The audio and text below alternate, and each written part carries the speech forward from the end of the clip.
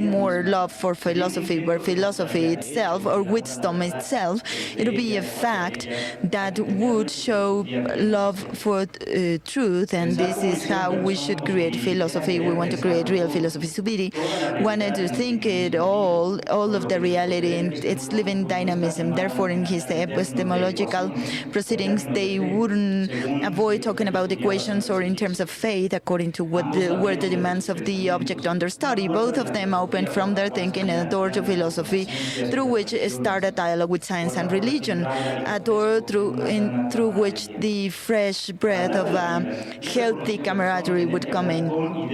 Bergson decided to talk with and from biology and from the irreducible character of the spirit to body. Then he had to talk about religion in order to talk about real dynamism. Jasubiri opened its thinking to physics, and then in order to open his body, he had to think about the Eucharist. One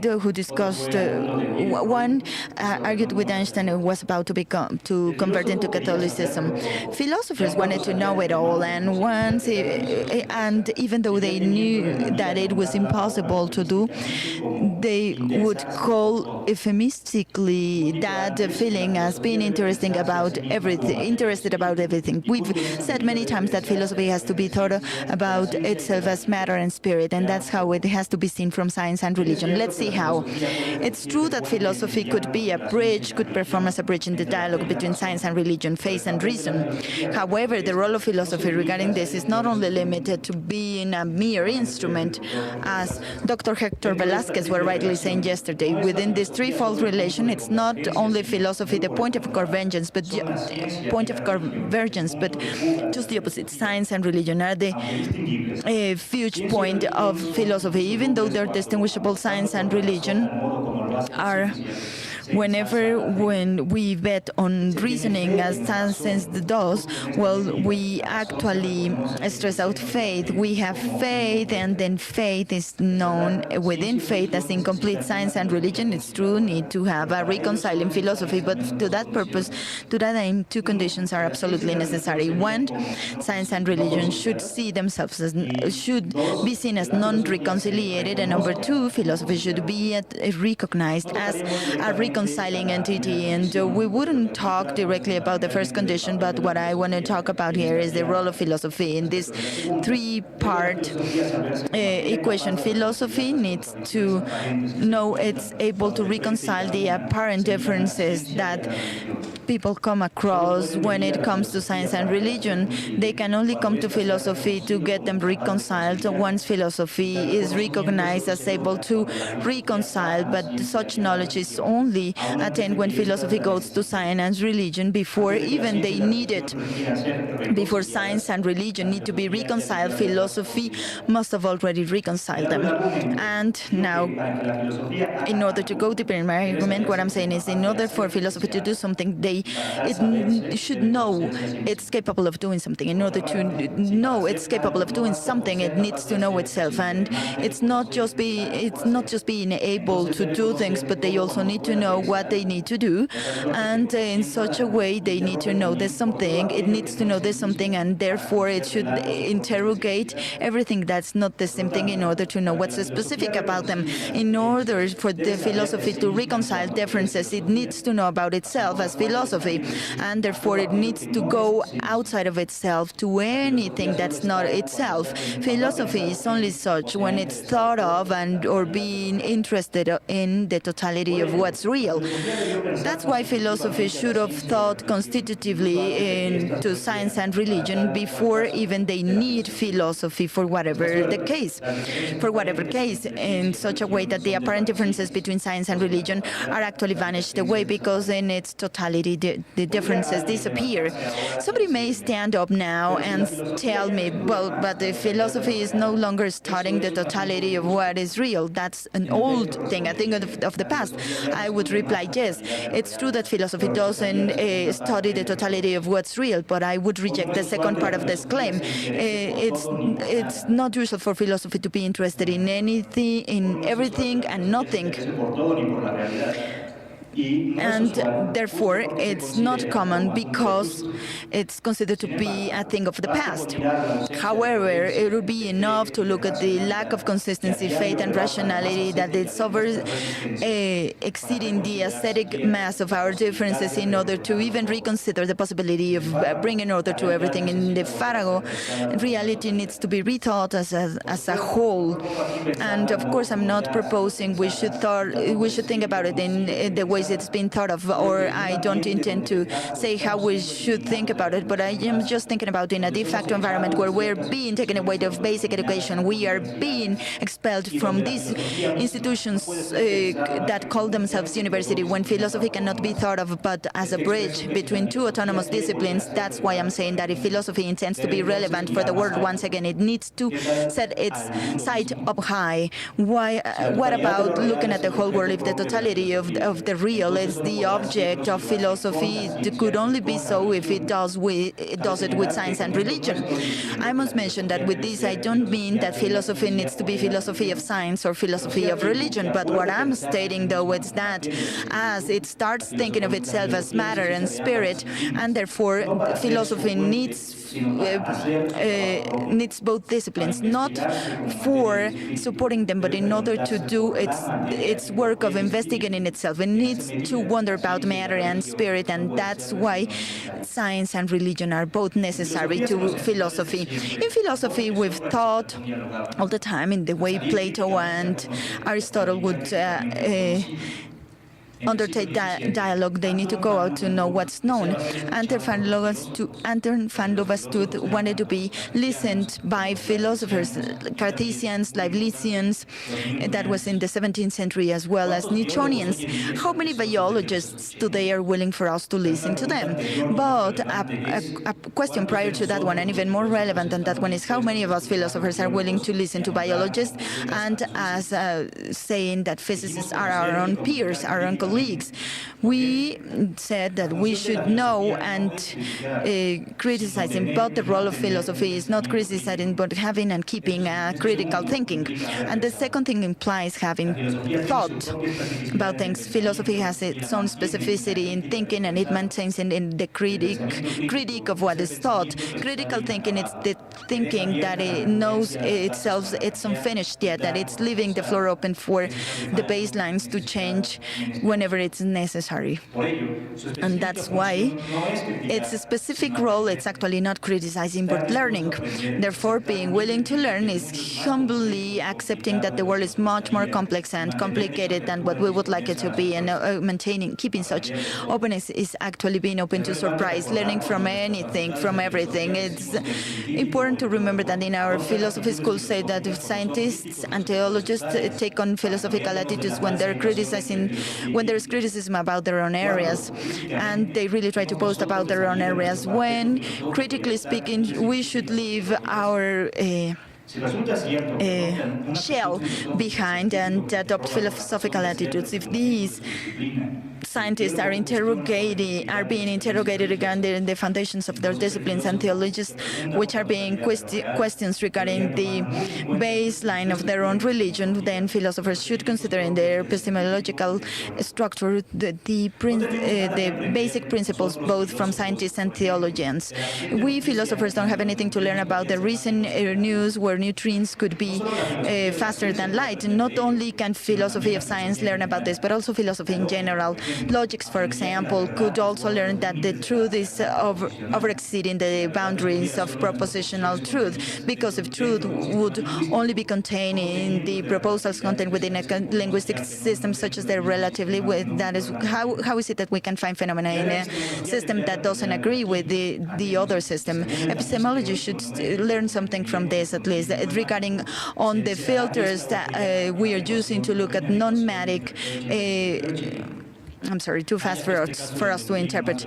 The case of neutrons being faster than photons, they also have something to say to ontology, and that is specifically that reality exceeds our most refined abstractions, and there is always something new under the sun. There is nothing we philosophers need to learn regarding the recent speech by Benedict XVI before the German parliament. Not only philosophy of religion, but also ethics. They would have to start wondering about justice, asking for an awareness to be able to distinguish between evil and good. And also we need to realize that legality and justice not always go hand in hand. And also philosophy would also learn from that discourse that reads that the Western world is not only made of by the Greek rationality, but also on the trust of on Roman law and the right to faith by Israel. What I mean with all of this is that even though philosophy has its own specificity, it has to be interested about everything. Actually, being interesting about everything is what makes it gain its own specificity, and it's in this admitting of not being enough to itself where the critical thinking becomes really critical. And oftentimes, critically, we tend to state in our philosophical circles that interrogating or challenging the foundations of science is actually trying to investigate its degrees of validity, for example, as Werner Spaltner has done regarding the principle of causality is done. And we also ask ourselves, how is it that religion should be worth of faith in a society that has been evolving outside of it and sometimes against of it? It's actually transcending the logical judgment in order to establish a link between the deepest needs of men and the sociological changes of masses, such as Maurice Blondel states with immanentist methodology. In this suspension of judges, we tend to say that that's where the philosophical attitude should be like, and we consider it remarkable in trying to find correlations between parts that are apparently so different from one another. And I'm asking now, isn't it natural's philosophy of Newton, that is the physics, that we're able to find quantitatively some first principles, the relation of force as effects of acceleration, dynamics as it relates to causes? Wasn't it Thomas Aquinas that related the entities in the esse commune, the common being that is suspended in the existence of the being of God? That is what would be. I'm sorry. And so this thing that we critically have termed philosophical, such as finding causes and relations, it turns out to be not merely philosophical. Philosophers, therefore, are faced with the need of consider themselves in need of more, the totality of real. It's the ultimate goal of philosophy. The only task that was entrusted to it from its early beginning, early times, it's knowing thyself. Know thyself. This is something that Socrates told people. Philosophers try to do this when they think about philosophy, living yourself in order to know more about yourself. But you need to live yourself towards everything that it's not the self, because it seems there is a direct relationship between going out and knowing oneself. The more it goes out of it, the more it will know about it. Plato, Hegel, Aristotle, that's why they knew what philosophy was about. And as we can see this, then philosophy would also be concerned about the totality of what's real. Actually, this concern about the totality of real, that's the condition sine qua non of this, the adagium Socratic. This philosophical work will be relevant and very important for the world in order to manipulate this raw material from which concepts will emerge. And philosophy needs many hands without which would be impossible to grab its objective. This would be at least science and religion, because totality, that is fully total when implying to the creator, the creation, and the creature, is the nucleus of the theological studies and reality at all different levels, both physical, chemical, biological, and scientific. Thinking as the totality and reality as one, philosophy is the way philosophy will have hands, because in the way it is interested in all the thinkable and declared as an unconditional lover of truth, whatever it is, will be that others want to listen to us and we want to find our path. With respect to what Kant said in the statement, non-contented things are empty, Einstein increased the degree of demand, saying that science without religion is not complete and religion without science is blind. I think it is time to say the following. Philosophy without totality is nothing, and without reality is just illusion. Thank you.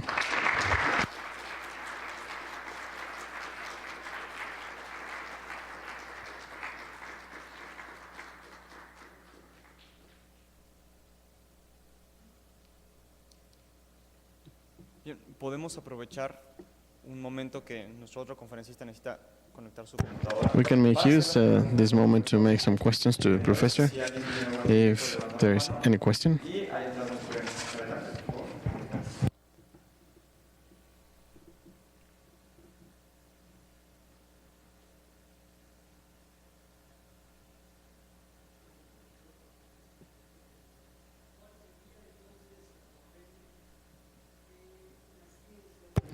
No se oye, está apagado el micrófono. Sí. Perdón. Yo personalmente creo igual. Personally, I believe that science and religion, Así como exijo esto a la filosofía, and just the way I would demand this to philosophy, I would demand this from, I would expect this to science and religions. I am a philosopher, and so I cannot tell scientific physicists and philosopher and religious people what to do. el papel de la ciencia The role of science would be the same. saber que To know that cualquier acto que ella misma any acts carried out by it, they are assuming serious of things from a philosophical basis, but let's understand these differences just as our differences, because they are not proper from reality. There are ways in which we can get to know reality, because knowing everything in a single moment is not possible.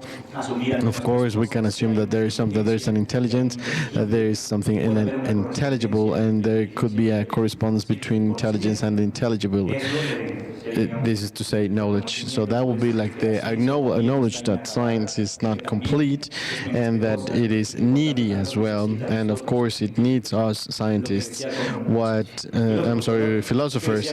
What I was saying in the mention Van Leeuwenhoek, he wanted to be listened by philosophers in the Royal Society, and I would expect current scientifics would want to listen to us philosophers. So, but that has depend a lot on us philosophers.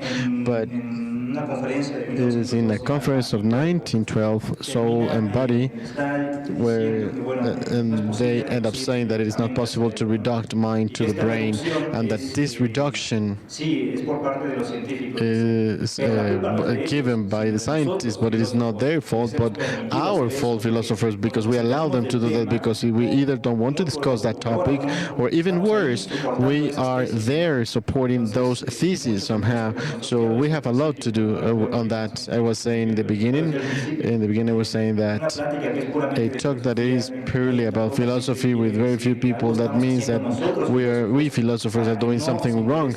So people are not interested at all in what we are saying. And we need to open that dialogue. We need to invite scientists. With the statistics I was seeing yesterday, there were 6% of scientist philosophy. They were only the philosophers. We were more than 20% interested in the topics of religions. So about scientists, they were only 6%. But of course, I'm not a scientist, so I'm not the one to need to tell the scientists what to talk or what to discuss.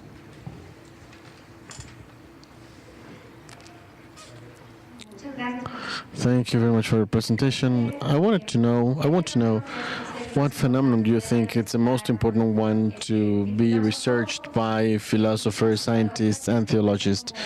Which one do you think would be like a topic on which everybody would somehow participate in a very collaborative aspect? I would maybe life, no? What topic would you consider that?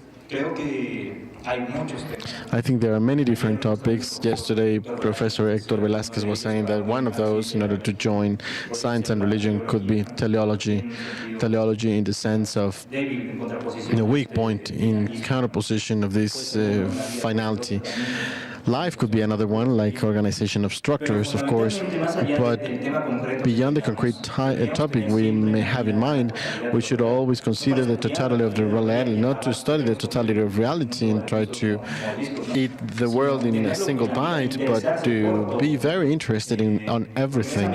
Because in that same way, even though I consider something very small, even though I consider a very concrete and limited topic, I know that we'll be partial, and I'm going to recognize myself as that, as finite and needy, and I will recognize in the same way not my own profession but also others. As long as we know that these divisions are our divisions, these divisions between the physical, metaphysical, mathematical, scientific, and religious are our divisions in order to know something, but in the way we interact, we will be able to have this more complex vision of reality. I was saying this in a talk about complexity. They were talking about Edgar Morin, and he declared himself as atheist, and he didn't deny about the religious thinking. He had to be open to that thinking because it was very complexity, and the religious vision was one more in order to grab this totality. So more than considering a concrete topic, let's bet on the interest on the totality of reality, and in that way our knowledge, even when partial, they will be able to talk among our different ways of thought, thinking. And Hegel used to say, in terms of awareness operation, in the way we consider ourselves as relative beings, we will be able to reach the absolute. Muy bien. Vamos a hacer la logística para aprovechar el tiempo. Si les parece, continuamos con el profesor. We will continue now with Professor, and at the end we will ask the final questions. So